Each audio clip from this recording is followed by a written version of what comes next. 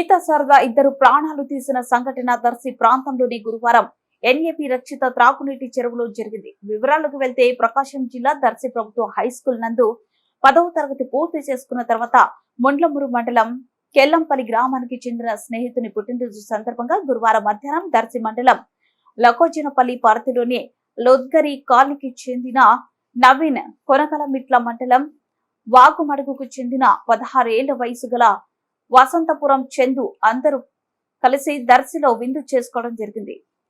తర్వాత నవీన్ చందు ఇద్దరు సాయంత్రం వేళ ఏ విధంగానూ దర్శిలోను కొండ వద్ద గల ఎన్ఏపీ చెరువు సమీపంలోనే గుడి వెనుక భాగంలో చెరువులోనికి నీళ్లు చేరుకునే ప్రదేశానికి చేరుకుని సాయంత్రం వేళ ఈత సరదా కోసం చొక్కాలు ఇప్పి సెల్ ఫోన్లు ఒడ్డున పెట్టి నీటిలోకి దిగగా అక్కడ నీళ్లు ఎక్కువగా లోతు ఉండడం వలన వీరు బయటకు రాలేక నీటిలో మునిగిపోవడం జరిగినట్లు తెలుస్తుంది. ఇద్దరు బాలురు సాయంత్రం ఇంటికి రాకపోవడంతో ఆందోళన పడుతున్న నేపథ్యంలో ఎవరో వారి బంధువులకు ఫోన్ చేయగా పోలీసు వారి సహాయంతో గురువారం సాయంత్రం ఎంత వెతికినా ఫలితం లేకుండా పోయింది. అనంతరం ఈ రోజు ఉదయం మృతదేహం గట్టు మీదకు రావడంతో మృతదేహాన్ని ప్రభుత్వ ఆసుపత్రికి పోస్టుమార్టం నిమిత్తం తరలించారు.